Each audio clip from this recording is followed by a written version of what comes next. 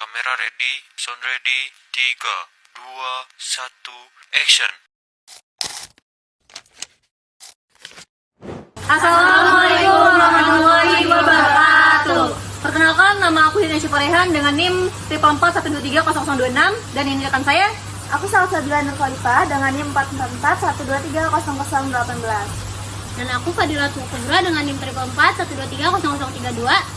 Aku Putri Amelia dengan NIM 44412300023. Aku Feby Anggraini dengan NIM 44412300019. Aku Salsabila Nalisia dengan NIM 44412300027.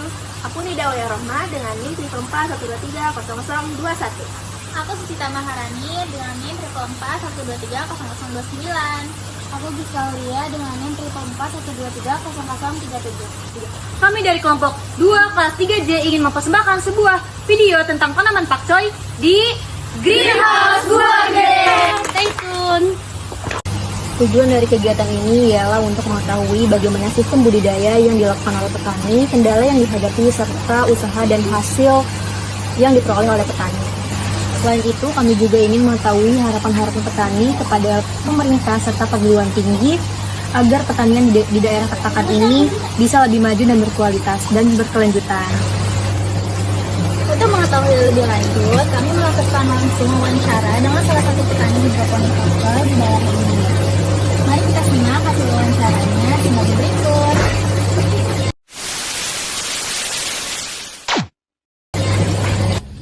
Oke, sebelumnya selamat siang kepada Bang siapa nih? Diki. Oh, Bang Diki. Terima kasih sebelumnya sudah bersedia meluangkan waktunya untuk kami. Kami dari mahasiswa Untirta dari Prodi Agribisnis ingin menanyakan beberapa hal terkait budidaya pakcoy ya? Iya. Pakcoy. Sebelumnya boleh perkenalkan dulu nama, umur sama luas lahan ini berapa? Oh, kalau saya Diki usia 27 tahun. Kalau luas lahan ini total kurang lebih 1.800-an sampai hampir 2.000 tapi kurang. Kira-kira ini udah berapa lama ya? Kalau greenhouse-nya sendiri kita baru tahun ini. Oh, baru. Baru bulan Februari itu pertama kali mulai tanam. Masih uji coba tanam, April kita panen, April ke Juni kita coba siklus. Nah, mulai Juni itu baru produktif. Hanya di tempat ini atau ada tempat lain juga? Satu lagi ada di Dalung, cuma konsepnya sama, metode yang kita pakai sama, beda pemilik. Oh, tapi yang di Dalung itu udah lebih lama? Yang di Dalung lebih lama, di sana jadi tempat riset. Oh, kira-kira udah berapa lama yang di Dalung? Kalau di Dalung itu dari 2022. Oh, udah lama lumayan. Itu luasnya berapa yang di Dalung? Di Dalung 2000 lebih. Oh, 2000 lagi. 6 hours later. Tomorrow, the next day. 2,000 years later. Baik, untuk pertanyaan yang pertama itu bisa dijelaskan nggak sistem budidaya yang di sini itu seperti apa yang digunakan? Kalau untuk budidaya pakcoy sendiri kita di sini pakai NFT hidroponik. Berarti udah mulai modern ya, udah mulai Iya. pakai teknologi. Nggak modern-modern amat sih, yang dari zamannya Bu Fadina juga udah ada hidroponik. Oh. Terus untuk proses penanaman, perawatan dan panennya itu biasanya dilakukan seperti apa ya? Bisa didetailin nggak? Pertama proses penanaman ya. Kalau penanaman kita mulai pertama itu semai. Semai itu 14 hari di meja persemaian. Setelah 14 hari di meja persemaian, langsung kita pindah ke meja pembesaran. Di meja pembesaran kurang lebih 45 hari Terus lalu sampai panen. kalau untuk perawatannya? Kalau untuk perawatannya paling, kalau untuk perawatan tanaman, nutrisi di tiap harinya aja kita kontrol. Karena nutrisinya kita jangan sampai kurang, karena kalau misalnya kurang mempengaruhi nanti hasil panen. Kalau perawatan khusus lainnya sih kayaknya nggak ada ya, kayak hidroponik pada umumnya aja. Cuma bedanya kita sama yang lain, kita menggunakan air hujan salah satunya. Kalau alasan kenapa milih hidroponik kita ada nggak? Alasan pakai hidroponik ya karena kita ngelihat keadaan ya. Dengan berjalannya waktu otomatis lahan makin sempit, pertanian makin, masa kita kalah gitu sama luar kan. Oke, lanjut untuk kendala dalam budidayanya. Kira-kira selama menjalankan usaha budidaya ini, kendala apa yang biasanya Abang hadapi gitu? Oh, selama budidaya kita kurang lebih sih sampai sekarang belum ada kendala yang terlalu berat ya. Justru di penjualan kita di market. Oh, itu Iya, kalau untuk budidaya sendiri ya sebenarnya kok kita bilang udah 100% berhasil belum.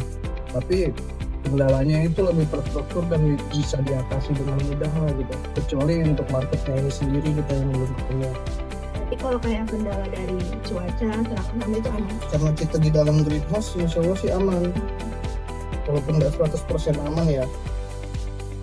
Karena emang beda jauh nanti hasil panennya dengan yang konvensional tanpa pakai greenhouse. Tapi kalau hidroponik itu biasa ada serangan hama nggak? Tetap sama. Karena yang ditanam apa yang dimakan hama. Oh iya. Kira-kira hamanya kayak gimana? Kalau hidroponik sendiri untuk pakcoy hamanya itu banyaknya ulat, terus kutu apis. Itu untuk mengatasinya gimana? Kalau di sini karena kita anti pestisida ya, benar-benar mau mencoba untuk ke organik. Jadi kita paling pakai yellow trap ataupun ya rutin kita semprot tapi sekelilingnya di bagian luar sebulan sekali. Kalau untuk ketanamannya kita nggak pernah sampai kena bahan-bahan kimia pestisida gitu. Lanjut ya Bang. Oh iya. Kalau misalkan kalau boleh tahu nih, rata-rata hasil panen dan tanaman pakcoy ini dalam satu kali musim panen itu berapa? Kalau untuk greenhouse yang di sini kurang lebih ada 10 meja pembesaran. Satu meja ini 390 lubang tanam, artinya ada 3.900 lubang tanam. Kurang lebih bisa panen paling sedikit 6 kintal lah paling sedikit. Kalau lagi bagus hasil panennya bisa sampai 1 ton lebih. Cuma standarnya kita di 8 sampai 9 kintal. Tapi itu hasilnya setiap musimnya stabil atau kayak ada penurunan? Kita stabil dan kita nggak sekaligus panen berbarengan ya. Jadi emang seminggu sekali ini 2 meja panen. Jadi kita kontinuitas yang kita cari. Sehingga kita punya stok barang di tiap minggunya ada. Kalau untuk abang sendiri nih, abang tuh masuk ke dalam kelompok tani di daerah sini nggak? Kebetulan saya nggak masuk. Iya, masuk. Oke, tadi belum ya. Iya. Mau nanya nih, kalau dari sisi ekonominya ya, kira-kira keuntungan bersih yang diperoleh dari satu kali apa sih panen pakcoy ini kira-kira berapa gitu? Kalau misalnya sekarang kita taruh harga jual di angka 15.000 ya, karena kebetulan saya juga jual ke MBG di angka 15.000. Kalau misalnya panennya 8 kintal tinggal 15 kali 8. Berapa ya kira-kira dong? 120. Nah, kurang lebih 12 juta per bulan itu udah bisa itu omset ya. Berarti kalau keuntungan bersih Taruhlah 50%-nya kurang lebih 6 juta. Dari luasan lahan 500 meter bisa menghasilkan nominal segitu tiap bulannya. Nah, dengan apa ya, dengan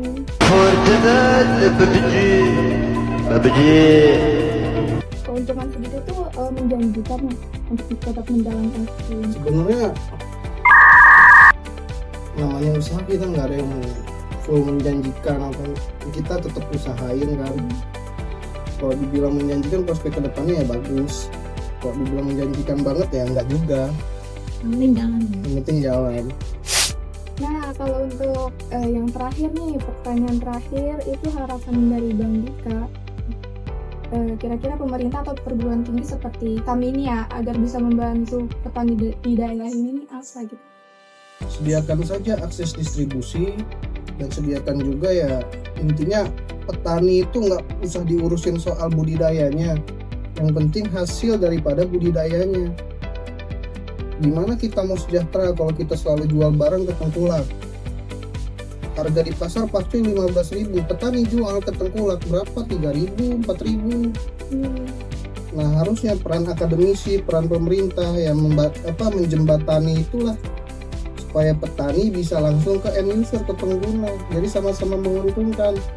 Petani mendapatkan keuntungan yang jauh lebih tinggi, si penerima yang membeli sayur bisa mendapatkan sayuran segar dengan harga lebih murah.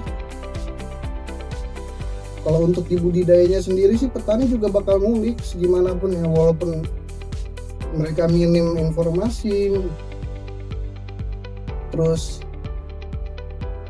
ilmunya juga nggak begitu luas, tapi karena ada kemauan tadi ya pasti masalah budidaya mereka akan pikirin sendiri. Jadi ini mengenai tadi distribusi. Iya, distribusi dan penjualan. Harapannya itu. Karena sayur sendiri kan kita mau kirim ke Jakarta, contoh gitu, atau ke daerah lain yang jauh, 2 hari di mobil aja udah jelek. Sedangkan kalau kita mau sewa mobil yang ada mesin pendinginnya, untuk ukuran petani kelas-kelas kecil kita nggak akan mampu. Keluar lagi ya. Iya. Berarti penjualan dijualnya ke selain petani. Kalau saya sendiri sih, kalau di sini ya, khusus di sini kita nggak jual ke tengkulak, kita nggak jual ke pasar. Karena itu tadi saya benci dengan sistem pasar. Saya langsung jual ke end user, ke NBG, ke restoran, rumah makan. Kalau orang-orang yang mau langsung beli itu bisa? Bisa. Pokoknya kita reseller ada, tapi reseller kita yang batasin keuntungannya, bukan kebalik. Kalau tengkulak dia yang ngebatasin keuntungan kita. Pernah nggak paling jauh kirim kemana? Untuk paling jauh sih masih ke daerah Jakarta ya, Bang. Jadi intinya bantuan kayak distribusi. Terus kalau untuk kayak teknologi pupuk itu kira-kira butuh juga. Kalau untuk pupuknya sendiri sih kita bahkan di sini pakai, kan kalau untuk hidroponik cuma pakai AB mix ya. Nah, AB mix-nya kita pakai yang paling murah kok, curah. Cuma metodenya aja yang kita ganti. Makanya bisa hasil panennya maksimal. Baik, terima kasih banyak kepada Abang Diki yang telah meluangkan waktunya dan berbagi pengalamannya kepada Iya, kami. sama-sama. Semoga dari hasil wawancara ini kami mendapatkan banyak pelajaran yang penting lah tentang bagaimana proses budidaya Tanaman pakcoy dijalankan, terus kendala yang dihadapinya juga, terus pandangan terhadap peluang dan tantangan petani ke depannya nanti gimana gitu. Terus kami berharap melalui kegiatan praktikum ini kami sebagai mahasiswa dapat lebih memahami kondisi nyata di lapangan dan turut berkontribusi dalam mengembangkan pertanian Indonesia yang lebih modern, efisien, dan juga berkelanjutan. Terima kasih.